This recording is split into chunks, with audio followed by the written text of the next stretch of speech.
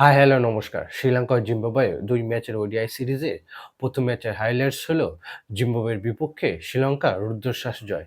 এই ম্যাচে দিলশান মধুশঙ্কা শেষ ওভারে হ্যাট্রিক নিয়ে শ্রীলঙ্কার জন্য এই জয় নিয়ে এসেছে। প্রথম ওডিআই ম্যাচে শ্রীলঙ্কা প্রথমে ব্যাটিং করে ৫০ ওভারে ৬ উইকেট হারিয়ে ২৯৮ রান করে। শ্রীলঙ্কার এই ইনিংসে প্রথম নিশাঙ্কা ৭৬, জনি নিয়ালাগে ৭০ ও কামিন্দো মেন্ডি ৫৭ রান করে। এই ম্যাচে জিম্বাবুয়ের বোলিংয়ে রিচার্ড গারাভা ২টি, শন উইলিয়ামস ও সেকান্দার রাজা ১টি করে উইকেট নিয়েছে। জিম্বাবুয়ে ২৯৯ রানের জবাবে ব্যাটিং করতে এলে জিম্বাবুয়ের শুরুতেই ২টি উইকেট পড়ে যায়। এরপরে বেন কারান, শন উইলিয়ামস ও সেকান্দার রাজা জিম্বাবুয়ের টিমকে জয়ের কাছাকাছি নিয়ে যায়।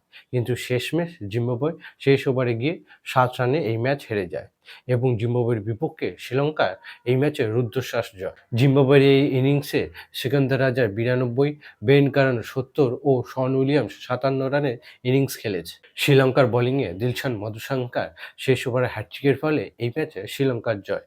দিলশান মধুশঙ্কা এই ম্যাচে ৪টি ও অসিত ফার্নান্ডো ৩টি উইকেট নিয়েছে। এই ম্যাচে বোলিংয়ের জন্য প্লেয়ার অব দ্য ম্যাচ হয়েছে শ্রীলঙ্কার দিলশান মধুশঙ্কা।